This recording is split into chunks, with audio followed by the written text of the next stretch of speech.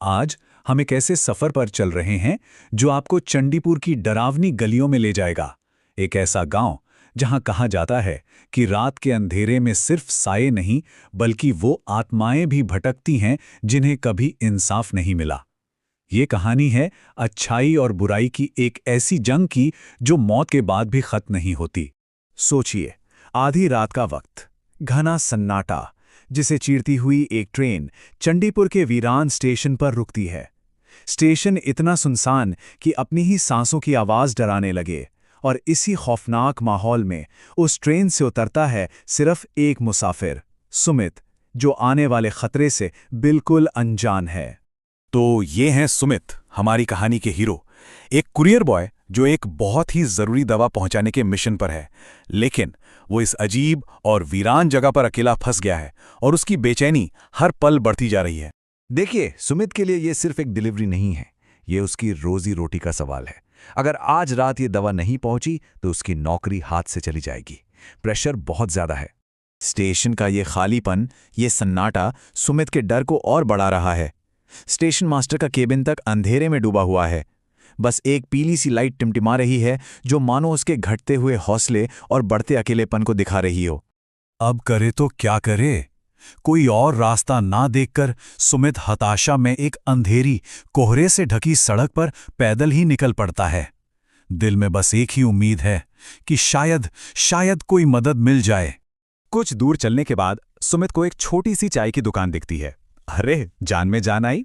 वहां उसकी मुलाकात होती है राजू से, एक लोकल आदमी जो उसे एक ऐसी चेतावनी देने वाला है जिसे शायद सुमित को गंभीरता से ले लेना चाहिए था।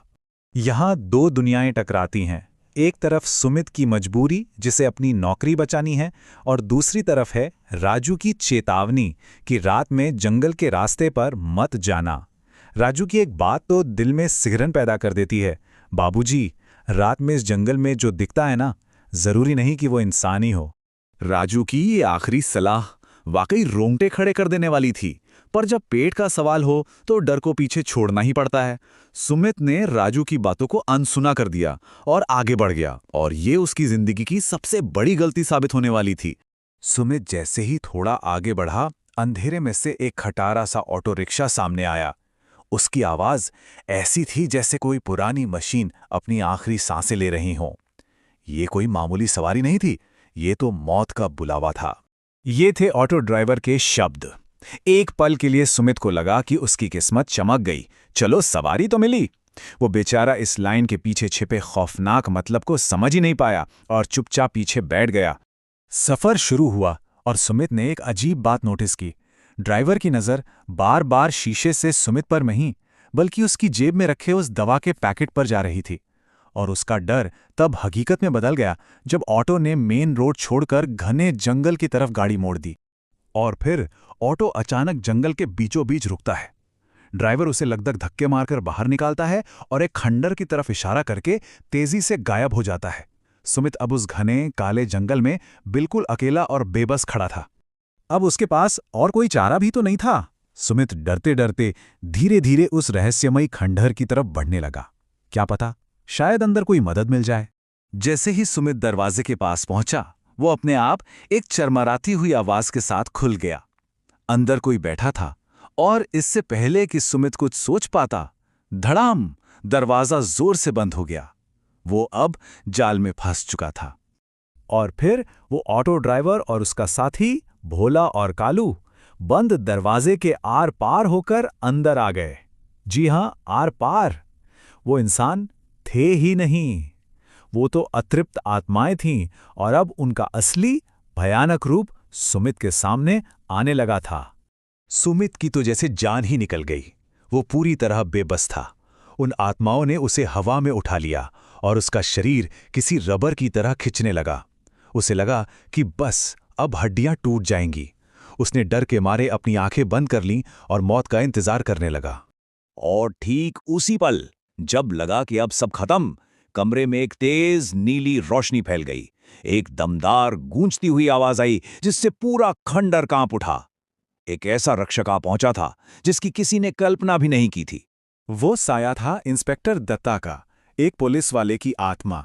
उनकी मौजूदगी में इतना तेज था कि भोला और कालू जैसी दुष्ट आत्माएं भी डर के मारे पीछे हट गईं। सुमित के लिए ये उम्मीद की एक किरण थी। एक तरफ थीं शैतानी ताकतें और दूसरी तरफ थे इंस्पेक्टर दत्ता। उन आत्माओं ने इंस्पेक्टर पर हमला किया, लेकिन दत्ता ने सिर्फ अपना हाथ आगे किया। उनके हाथ से निकली एक तेज ऊर्जा ने एक झटके में उन दोनों आत्माओं को जलाकर राख कर दिया। खेल खत्म। अगली सुबह जब सुमित की आंख खुली तो वो खुद को उसी चाय की दुकान की बेंच पर लेटा हुआ पाता है। उसे लगा कि शायद वो कोई भयानक सपना देख रहा था, लेकिन तभी चाय वाला राजू उसके सामने आता है, उसे चंडीपुर का असली सच बताने के लिए। राजू ने फिर उसे पूरी कहानी सुनाई। इंस्पेक्टर दत्ता एक ईमानदार पुलिस अफसर थे जिन्हें इन्हीं अपराधियों भोला और कालू ने 10 साल पहले उसी खंडर में जिंदा जला दिया था। लेकिन मरने से पहले इंस्पेक्टर ने कसम खाई थी कि वो इन शैतानों को कभी चैन से नहीं रहने देंगे, और आज भी उनकी आत्मा एक रक्षक बनकर उस जंगल की हिफाजत करती है। ये सब सुनकर सुमित की सांस में सांस आई।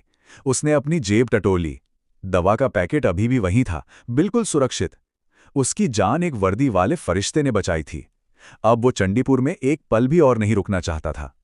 जैसे ही सुमित स्टेशन की तरफ भागा, उसने मुड़कर देखा। दूर कोहरे में एक धुंधला सा साया खड़ा था, जो उसे सलाम कर रहा था। वो इंस्पेक्टर दत्ता थे, जो ये तसल्ली कर रहे थे कि वो सुरक्षित है। और फिर वो साया हवा में गायब हो गया। तो ये कहानी हमें एक सवाल के साथ छोड़ जाती है। क्या सच में कुछ आत्माएं अपना अधूरा फर्ज पूरा करने के लिए, अच्छाई और बुराई की उस लड़ाई को लड़ने के लिए यहीं हमारे बीच रह जाती हैं? एक ऐसी लड़ाई जो शायद कभी खत्म नहीं होती।